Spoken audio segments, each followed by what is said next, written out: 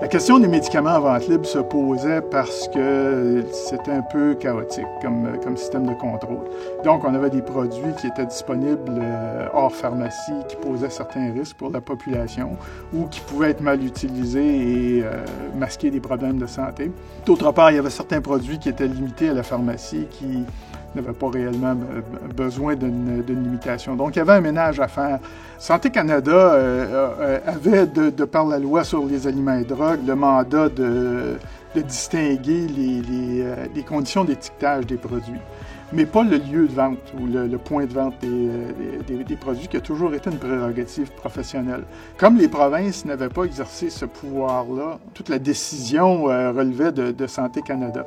Mais ces décisions-là étaient prises à la pièce, une par une, sur la base de recommandations des fabricants. Et les fabricants souhaitaient la plupart du temps le minimum de restrictions au lieu de vente des produits.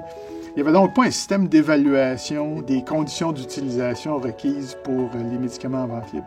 C'est ce que le système d'annexe de médicaments a permis de créer.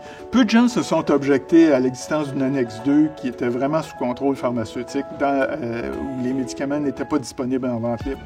Là où tout le débat a eu lieu, c'est sur l'annexe 3, c'est-à-dire les médicaments sous surveillance pharmaceutique, les médicaments qui n'étaient disponibles qu'en pharmacie, donc interdits de vente aux épiciers, aux dépanneurs, aux autres commerçants de détail, mais qui n'étaient pas nécessairement sous le contrôle du pharmacien.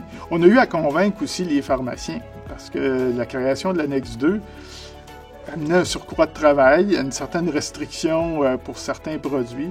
Donc, ça a pris une certaine discussion avec le milieu de la pharmacie communautaire, avec l'OQPP, avec les chaînes et les bannières, pour qu'on accepte le bien fondé de ce système-là. Donc, notre comité sur les annexes de médicaments s'est principalement concentré sur la sécurité de la prise de médicaments en vente libre.